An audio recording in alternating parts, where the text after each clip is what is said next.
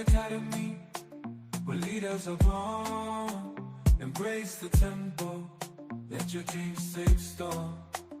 Rise up, leaders, let the beat guide your way. Unlock your potential, seize the day. From the dance floor to the boardroom, let your light shine, shine. Skill Academy, it's your time. Feel the drums pulsating, the energy so strong. Join the movement where dreams belong. Everybody, thank you for joining. Thank you. Thank you, everybody. Let's go, people. We'll kick up in the next 1 minute. Thank you, everybody. Thank you all. Let's go. Thank you all. From the dance floor to the boardroom, let your light shine, shine. Happy New Year, team. Thank you all. Awesome. Thank you, everybody. Let's go. All right. Nice to see you back after the New Year break. Let's go.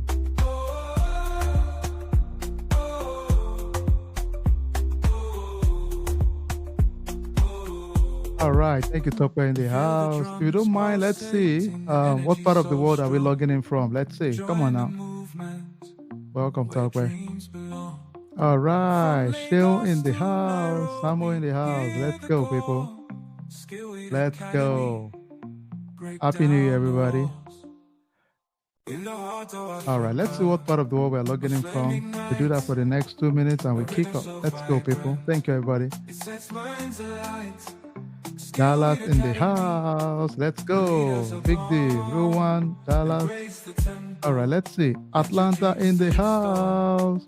Toronto in the house. Let's go, Toronto. Awesome job. DMV. Let's go, Michael. Oluch in the house. Let's go. Rosenberg, Texas. Let's go.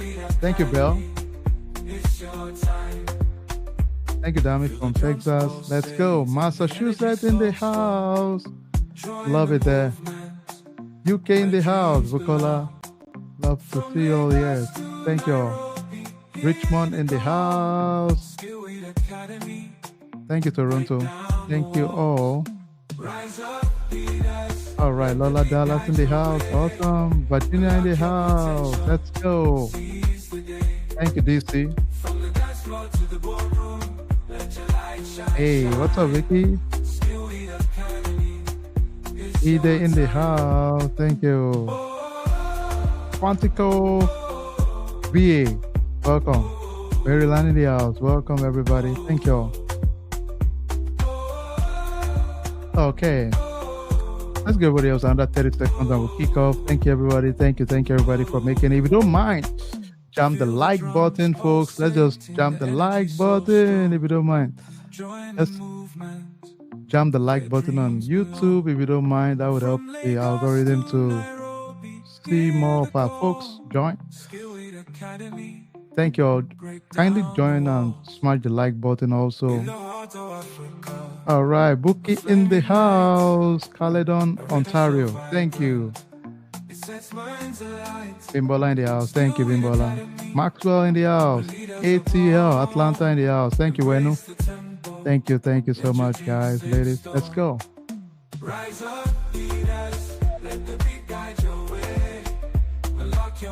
All right, let's get started. Thank you, everybody. Katie in the house. I love Katie too. All right. Thank you, everybody. All right, welcome, everybody. Thank you for taking the time to hang out with us. As always, a delight and pleasure. Happy New Year. Let's really hope 2025 is going to be one of those best times ever in our life. And whatever your dreams are, your goals are, I wish you nothing but the best. And always remember, impossible is nothing. Just keep grinding, keep putting the work. Great things always happen. And one of the reasons today we decided to kind of hang out real quick is a lot of us, it's been the last couple of weeks, holidays, Thanksgiving, Christmas, New Year's, even from Halloween, I guess. So we are all playing catch up on trying to get ourselves back to the grove of the new quarter and maximize our potential there. So my challenge to us is that, in the midst of it, let's just, get ourselves gradually back into the mindset of learning, mindset of applying, mindset of going all in for your goals. Whatever your goals are, whatever your dreams are, I challenge you. Why not you? Go for it. What's stopping you? What's holding you? Nothing really. I mean, if you want it bad enough, go for it. Really, we are your biggest cheerleaders. We are your champion. We want the best for you as a community. We just keep supporting each other. That's all we can control. But why not you? Why not take a chance? Why not find out what's at the end of this tunnel? Give it a shot. Why not? Really. And I've seen this over and over again. We are closer than we think. So I challenge you in the midst of all the life challenges, go for it. This is your dream. This is what you want. So let's go all in. We're here to support you. So today, one of the things we just want to do real quick is to kind of just quickly catch up on a few questions out there that we've seen, you know, um, and kind of just brainstorm together with those questions. All right. So it's a mini, I won't call it the Lions Den today, but it's a camp. I'll just share some questions, some tips I feel we can leverage towards interviews and just have fun with it really at the end of the day. And if you have any other comment along the line, feel free to tell me, okay, you know what, maybe we should, um, you know, um, address some other areas in the future. We can always do that. Some of these questions are things our folks have asked. And I'm thinking right now that, okay, you have interviews coming up for most of you. Let's just get you back into that mode of interview. Don't forget, at the end of the day, it's all about project based and execution. People want you to showcase the knowledge you have and how it can help them as a business ultimately, right? It's a game of demand and supply. If you ask for a plumber to come to your house, right, you want them to show experience of plumbing at the end of the day, right? So that's really ultimately what most of us are here to do.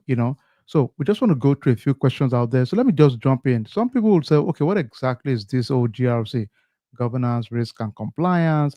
It's typically a framework that helps organizations to manage risk effectively in general, and ultimately help you to avoid penalties, fines, and potential legal jeopardy, and sometimes even criminal suits. Really, you could go to jail if you compromise some of those regulations out there. So, in general terms, it covers so many areas: the risk area, the compliance area, the governance area. It's a lot of areas encompassed in the GRC model. We cover a lot of areas in our program, for example, just for that reason that whatever life throws at us, we can easily pivot and use that as an area of opportunity for us. Okay. So let's come into some areas around. Somebody can ask you, tell us a little bit about your knowledge of risk and risk assessment in general. And in general, it's a good idea to kind of understand when you do a risk assessment, you're trying to understand what are those potential risks and how do we potentially mitigate those risks at the end of the day, right? So you're going to do things like how do we assess the impact, identify the risk first, understand the scope of what is really in scope in this case, then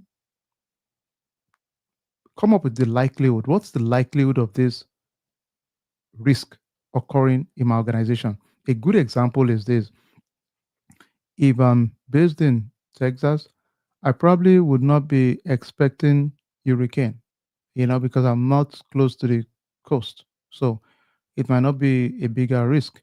If I'm based in maybe Atlanta, I'm probably not expecting earthquake. Now, if I'm in California, that's a different conversation. If I'm in San Bernardino, then I'm thinking, oh, we have a history of earthquake, right? So we can assess the risk now. Is there a potential risk, a one off, maybe once in a century kind of risk? Maybe it's a potential, right? But in general, I know that the likelihood is very low. So those are the things people think about all the time. Then they come up with the overall risk itself. Then now they prioritize and say, now we know this is a risk. What are we going to do about it? Ultimately, it's about what is our mitigation plan, a plan to fix this risk. Now, your leadership really many times don't care you telling them what the problem is. I can make a case most times leadership already have a clue of what the problems are. And I'm sure if you are in the same boat, you know what, our incident response plan is not good. This area is not good. Most people have an idea. The question is, what are we going to do about it? So we need to think about how do we mitigate those risks in general. So it's not enough to tell me there's a problem. Give me some ideas on how to mitigate the problem. So a good example here is that during a third-party vendor review, a critical risk was identified where the vendor had a weak encryption practice for customer data. Now that's bad, right? It means potentially customer data can be compromised because the encryption is weak. So we can agree on that. So the issue was escalated, and hello, it's a no-brainer. The mitigation is that they implemented a new and stronger encryption method. Now, sometimes calling out an issue does not mean I would necessarily terminate my relationship with you. It depends on how you respond. If you call out an issue and say, hey, we noticed there's a gap in the way you encrypt or you store my customer's record, and you respond immediately to fix it, most times that keeps the relationship because now I understand you've made attempt to remediate the issue, right? So at the end of the day, so that's a big win for everybody. Inherent risk versus residual risk. This is a common one out there. So this is really the inherent risk before anything is done. You know, if you have softwares on your laptop, all of us do. An inherent risk is for all of us is the softwares can be outdated, and you may not know. Some of us, you have all these systems that will just push out. They force us now to make updates. In the past, historically, the vendors will send you an update. They would expect you to click, then you install the patches to update. But now they don't warn you. They just tell, okay, we give you 1 day. If you are using electric vehicles, for example, they'll push a notification to you and they'll tell you, well, it would automatically kick off middle of the night a certain day. They will give you maybe a threshold of 24 hours or 48 hours. If you don't click it yourself, it will automatically make and push the update, right? Residual risk is saying after we've applied every good faith effort to fix the risk, the mitigate the control, there will still some risk that is minimal and ultimately significantly less in terms of the impact. So, for example, um, after you apply a patch, a few months ago there was a blue screen issue with a company called what's the name of this country company again? The blue screen issue. What's the name? CrowdStrike, right? CrowdStrike. So everybody installed patches, but we still need to implement some controls at the end of the day because there will still be some residual risk in general. So those are some common terms out there. Somebody can ask you, I've seen it asked before, what's your take in terms of inherent versus residual risk? Now, especially with a risk analyst role, somebody could ask you that question to kind of just throw you off, see your thinking. Inherent is always there before a control is applied. Residual, after you've mitigated the controls, there will still be some risk that could potentially happen. And a good example is you install a patch, and after that, you still need to implement monitoring controls at the end of the day, right? Some frameworks out there, and for most of us, these are some popular ones out there. NIST Cybersecurity Framework 2.0, the most recent one. There's ISO 27001, there's EPA, PCI DSS, and for our program, for example, we implement different of each one of those framework. We touched it, and we use CMMI model. For our future class coming up in January 18, we're going to start using C2M2 as a our maturity model. C2M2 is mostly focused on cybersecurity, so we just start using that. They are very similar in nature, and but you would see some slight differences. So that if your organization asks you to do mapping and do maturity, they will likely ask you to use the C2M2 model now. So just being mindful of that. General regulation out there, another thing somebody can ask you, want to know your thought process is how do you map controls, right? So every company would have certain security controls existing, hopefully. If they don't, then it's an opportunity to shine because what you're going to do is you're going to map their existing controls to those leading framework out there, or like your ISO, NIST, and sometimes you conduct a regular assessment or an audit or training and awareness. But the bottom line is that you can call out all the potential gaps within the environment in real time. Once again, thank you for joining. For most of us here, if you don't mind, smash the like button so that more people can join us. Thank you all. Another thing we touch is the third party vendor risk management in general. For some of us on this call, you have interviews around third party risk. Remember, again, the big one is always you have third party vendors you're working with. Now, guess what? If there was a data breach of your customers, the customers does not care about your third party vendors. They care about you. You are the person that took their data. Now it gets more tricky if you have data of customers located in countries like you know European Union member countries where GDPR kicks in. It gets more tricky for us at the end of the day, right? So we're talking about for vendor management, we're thinking of the right due diligence process.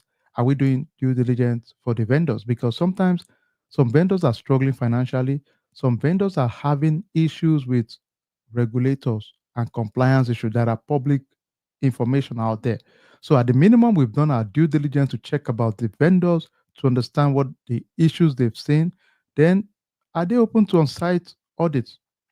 Do they have an audit report that you can rely on? Some we use SOC 2 Type 2 report to see the controls audited independently of the environment. So they should give us that information. What kind of monitoring do they have in place as an organization? Right? Those are big deals we are asking for those vendors also at the end of the day. Remember again, at the end of the day, it's our responsibility. So we still need to do our due diligence, right? Conducting a risk assessment, again, a quick walkthrough around it. You identify the assets in place.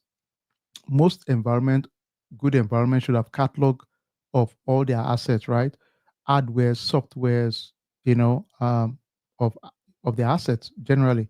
Then we should be able to understand the vulnerabilities in each one of those systems, evaluate the impact, like we said earlier on, the likelihood, the impact on the business, then come up with the remediation plan, right?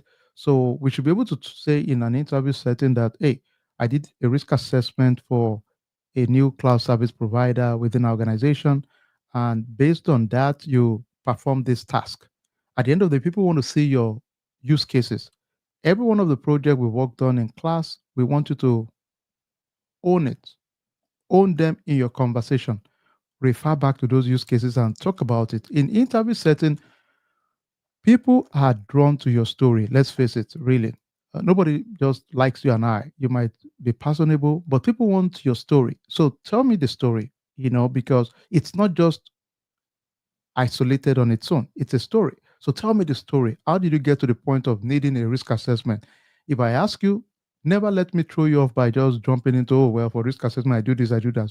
Pause and smile and tell me, interesting, you brought that up. In my last project, we had a new cloud service provider coming into our environment. We needed to do a risk assessment. So you are kind of specific. It's project issue based.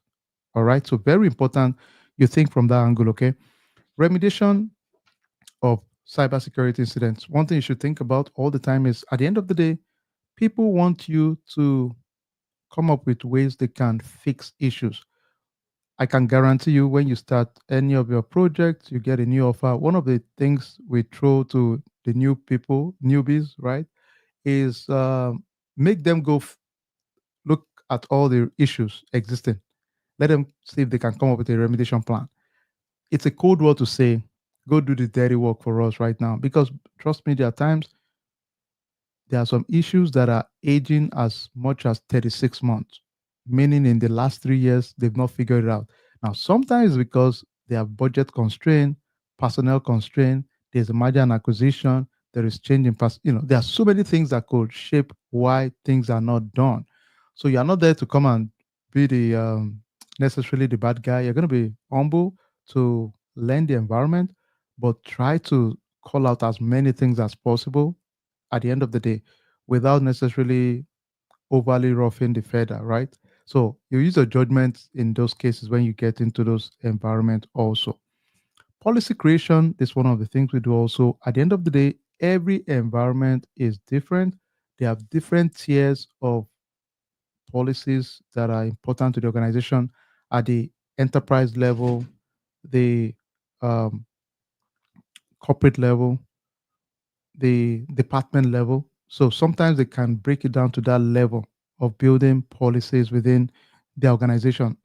Now, the implication of not building those policies at times can be so severe. As a matter of fact, for most of your business dealing, one of the first things you always ask is, can you give me a list of your policies and procedure? If you have a vendor you're working with and he or she or the organization is not giving you policy and procedure, I can guarantee you immediately it's going to raise a flag for you because you're going to think, wait a minute, hello, I mean, we've not even started anything. You all don't have a list of policy and procedure. So what are you relying on? So the trust factor is going to be lost immediately, really, if there's no serious policy and procedure built within any organization, right? Then, of course, within the policy itself, one thing which can check is you're checking and tracking the compliance rate, the risk remediation timing in general. How long does it take to fix issues identified? I know sometimes you might say 48 hours is your service level agreement. That's fantasy most of the time. Many times there will be some risk that you cannot fix for years because there are constraints that is beyond you, really. And many times you might have zero audit finding, and sometimes you might have quite a number of audit finding. The main thing when you have those findings is okay, what's our remediation plan? And let's quickly address the high risk, medium, low, um, along those risks. If it's critical, then naturally you identify those ones and address them first. All right. So, how do you stay up to date? This is a common question somebody can ask you. How do you keep yourself relevant in the industry? Now, all of us can agree at the moment, one of the big trends out there we can agree is AI, right? You can't tell your interviewers you are not aware of AI right now. It will show sloppiness. Like seriously, you're in the industry, you're not aware of AI. I would ask you, what do you perceive as a threat to AI to our industry or a benefit? I would definitely ask you stuff like that if I'm interviewing you. And the reason is simple. I just want to gauge your mindset in knowing areas in AI because really, most of the large language model, right now, we need to still perform assessment and audit them, right? That's reality, really. So it's not enough to say, well, so tell me you go to conferences, you go to a lot of webinars, you work with a lot of vendors to understand the models, you do some classes, even at SkillWith. You can state so many opportunities and advantages of what AI, the benefit it brings to our business, also very important. You can tell, you listen, man. I know at the end of the day, it's going to potentially impact some jobs, but in general, I can see the way it can mitigate risk and keep us much more safer. So you're going to play in the middle to kind of say, look, yeah, we're going to, some people will lose jobs. I get it, but it also has a lot of benefits. So you need to make me know, yes, there's risk there, but there's much more benefit at this point. That might change later, but for now, there's a lot of benefit attached to it.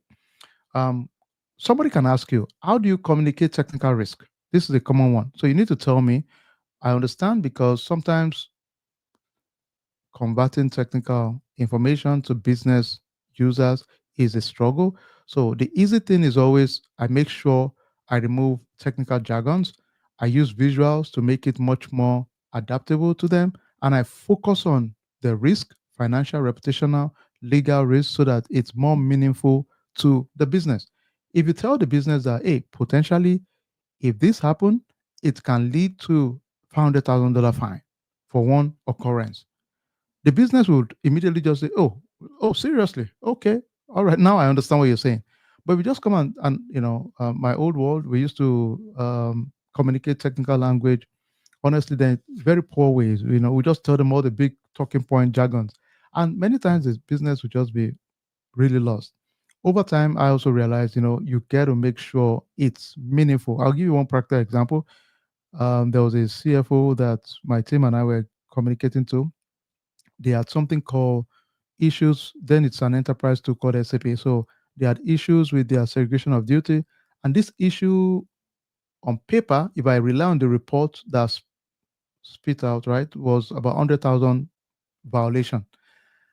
Now imagine putting 100,000 violation in a report to management. What do you think they would do? You would go crazy to that. No matter how I spend this, 100,000 looks bad. It's a big number, right?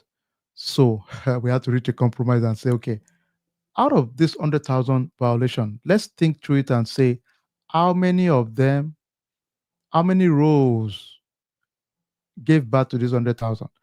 Ladies and gentlemen, out of this 100,000, it's permutation of less than 15 rows.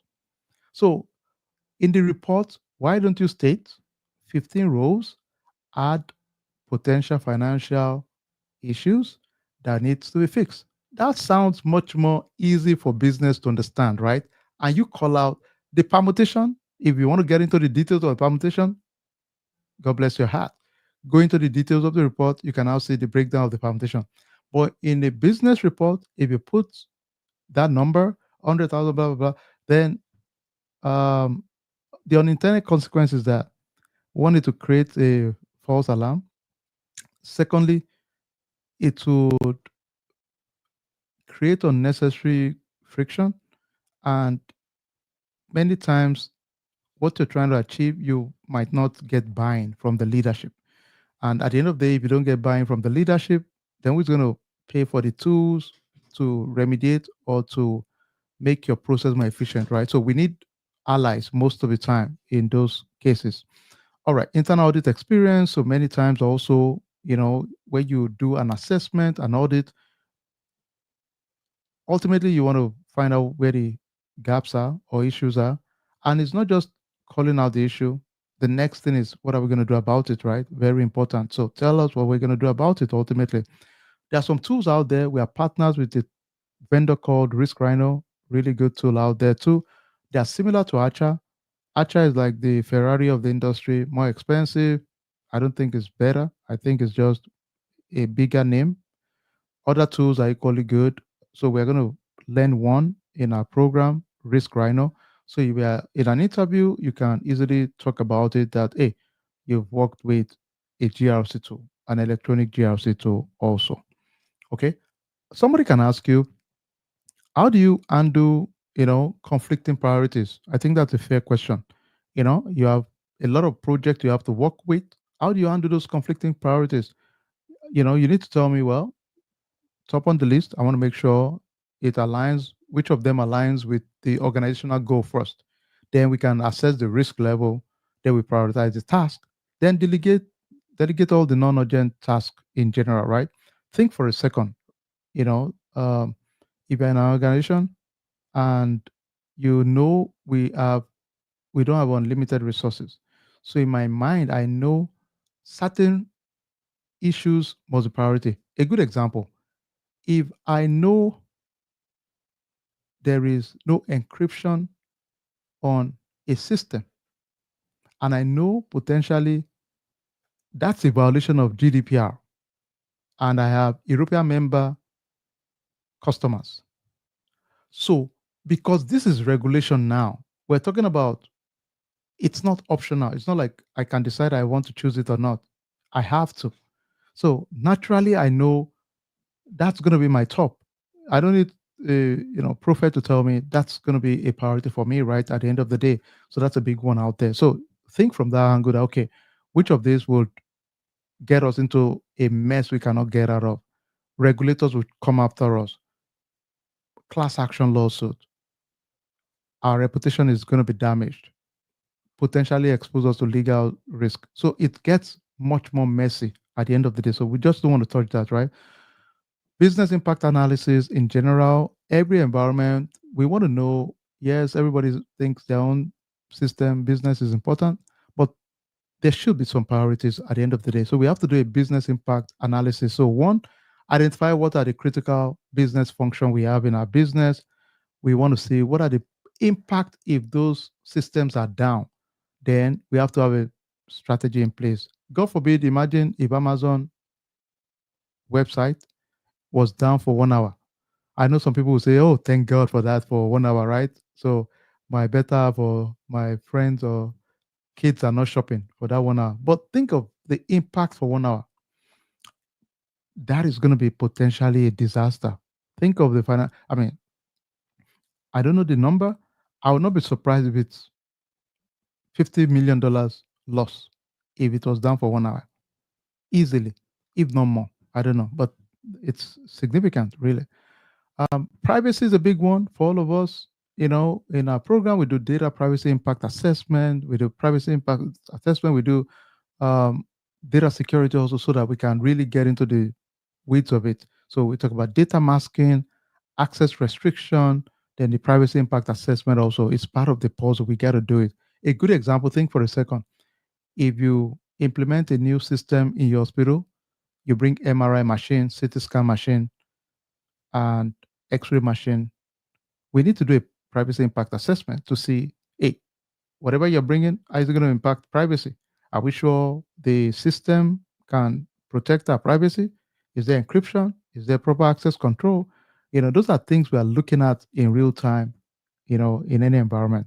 So we have to balance it, the security and business need. It's a tricky thing at times. For example, if you guys remember very well, when we had COVID, places that were 100% work from on site became 10% on site, 90% working remote. So now we have to implement security around our remote workforce. So it's a big deal now that, okay, it's not just enough. We have to think of security of our remote workforce. Somebody can ask you in an interview, what are some major changes or trends you've seen out there? AI is a big one. A lot of remote workforce is a big one. Security around is a big one. You know, zero trust architecture is a big one. All that saying is that, we just don't trust anybody. If you log in, we're assuming you're a fraud immediately, right? So we're going to think of principle of least privilege, encryption, multi-factor. So there are so many things I can think of immediately if you log in, which is a good mindset. Fundamentally, I think the reasoning makes a lot of sense personally. Leading a cybersecurity team, somebody could ask you, especially for those of you that say you're a senior or you have some leadership experience, you need to showcase one, your ability to inspire a team, train a team, build a team, show some emotional intelligence in general. I think most of us can easily talk well around this. You know, um, push your team to go for conferences, seminars, do lunch and learn. Those are basic things that are good skills. For the upcoming program that we have, also we have our program kicking off January 18th. We're excited about that. In the next few days, I think 11 days from now too, 6 weeks. Within the 6 weeks, I'll just quickly talk through what the program would be. The fee is $899. If you make a full payment, you get 10% off. If there's payment plan option also, you get 5% if you do the payment plan option. But what are the topics that we cover? Let's just talk about it real quick. For some of you that ask, what are we going to be doing? We get into the fundamentals of IT. If you have no IT background, not a big deal. Now, there's no shortcut though.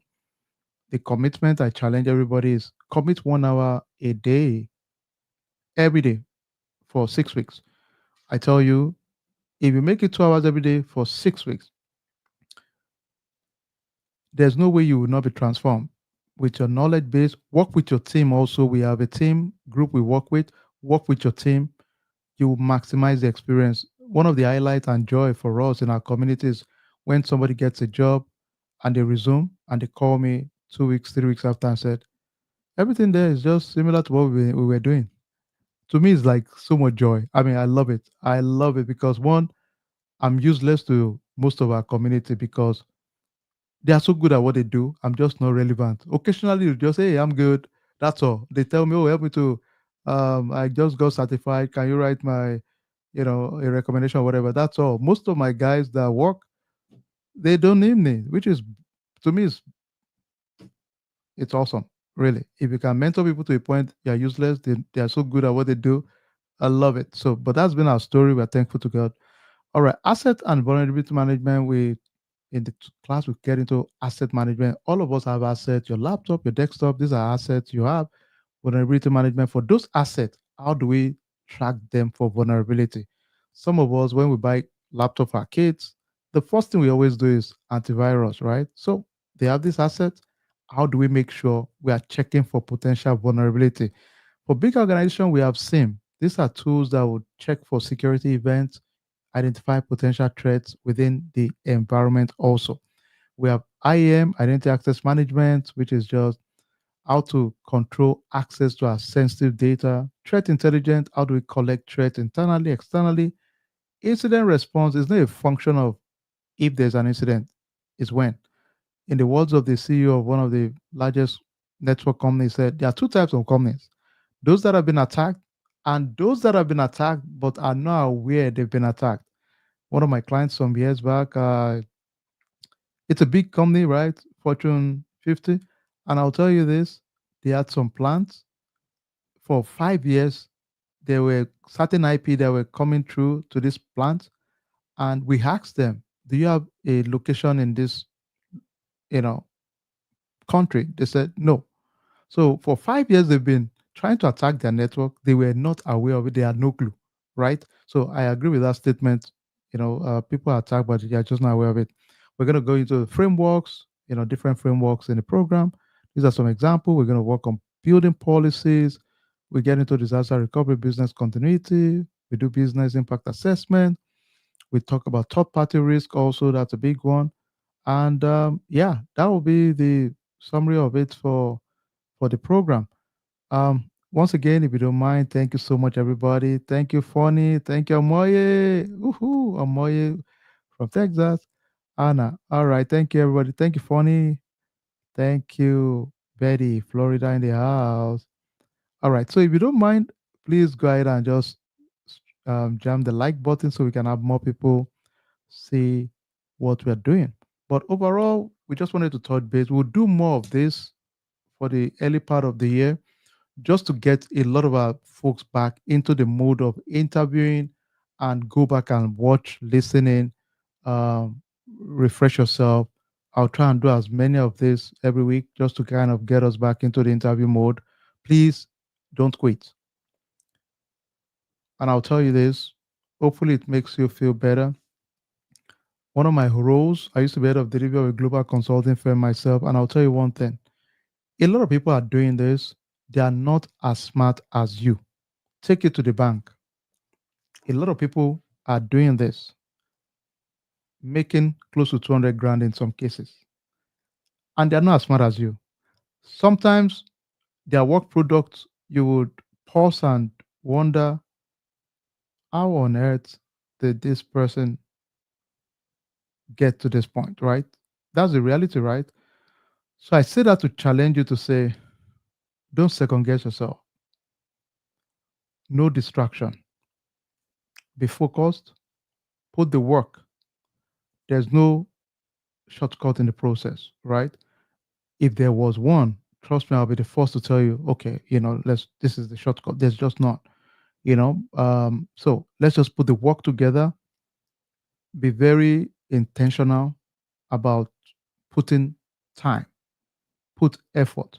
Then don't be distracted. Don't get into any negative mindset at the moment. If anyone is giving negative energy just for now, separate for a while. You can bring them back to your circle later, but for now, just separate. Really, just focus. That's all you need, really, and you'll be surprised how much you can achieve with focus. So I'm wishing you all the best. Let's go for it, folks. Once again, before we go, please jam the like button. We'll do a lot of this early part of the first quarter. I want to make sure our folks take advantage of the first quarter hiring. It's a new political era also. So that is good news to the point that we know for the next 3 years, we know at least um, it's a different leadership. So no confusion now. So nobody's worried about, well, I'm not going to hire people because of this. No, all of those distraction is gone. So let's take advantage of every opportunity apply, apply, apply. Don't quit at all. If you are just applying to one jobs a day versus somebody doing 10 a day, let's be honest, folks, 10 is more than one, right? So if you are doing one a day and I'm doing 10 or 20 a day, it's fair to say 20 is stands a better chance. So I challenge you, just apply a lot. Just keep applying. Be aggressive. Be hungry. I need you to be hungry too. Induce hunger. Sometimes you need to induce it to put some desperation. Whatever motivates you. Some of us is put your kid's picture in front of you and motivate yourself. Whatever makes you feel I need to make a change, do it. But you are more than able. I wish you Godspeed, folks. Thank you all, and we got this, folks. More to come. More to come. I think on Thursday, one more thing. On Thursday, we have an internship for 2 hours. Please join it. It's just going to be a working session. We try to get you back in the vibe of working. That's the main idea. So that when you get into interview scenario, mentally you are charged up. That's the goal, really. So just show up, okay? Show up as much as you can. It's going to be 2 hours. The first 30 minutes will just be a working session. I'll talk about it. Then the last part of it, I'll make you will just walk. You'll be walking. And the powerful thing in that is that it gives you confidence. You can speak intelligent to different topics. And I'll send that around to the larger community also. If you are not in any of our groups, you can text me on WhatsApp. I just send my all right, let me just okay, I'm afraid to put my personal number here before that blows up. Let me send the number you can text real quick. Let me send the business number you can text. Just text it on WhatsApp and we will make sure we take care of you. All right, let me find that number.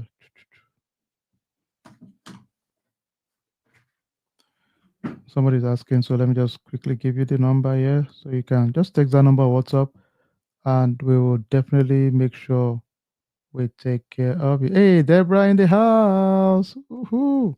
That's my sister. She's my English teacher also. If I cough, you know I'm from Ibadan. Proud Ibadan boy. But so pardon me, sis. When you see me use my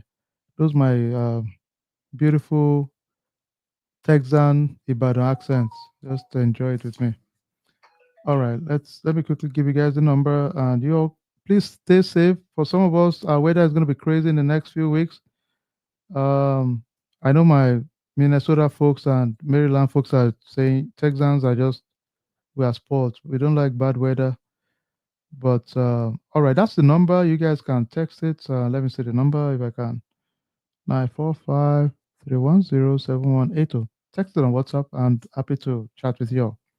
Hey, Molite, yes, so. All right, God bless everybody. Enjoy the rest of the day, and I wish you Godspeed, guys. Let's go. Best year ahead. Enjoy our flagship program. Please don't forget to like, so that more people can visit us. And thank everybody. We are 60,000 strong together, 60,000 strong in the community. For some of you that we started this journey together, I'm sure you are saying, wow, you knew when we were just 50, 100.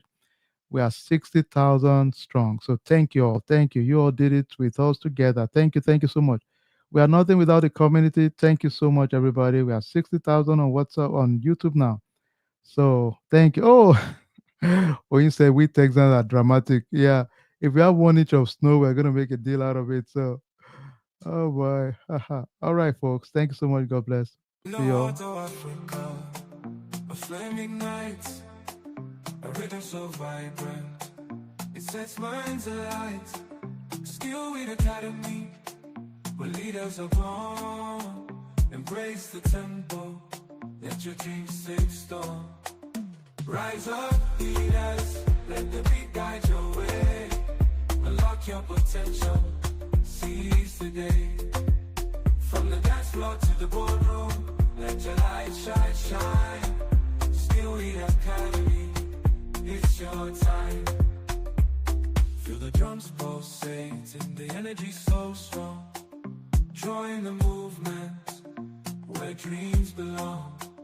From Lagos to Nairobi, hear the call. Skill with Academy.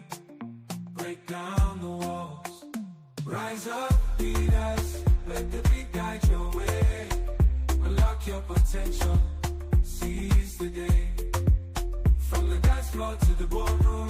Let your light shine, shine. Skill Weed Academy, it's your time. Oh, oh, oh, oh, oh,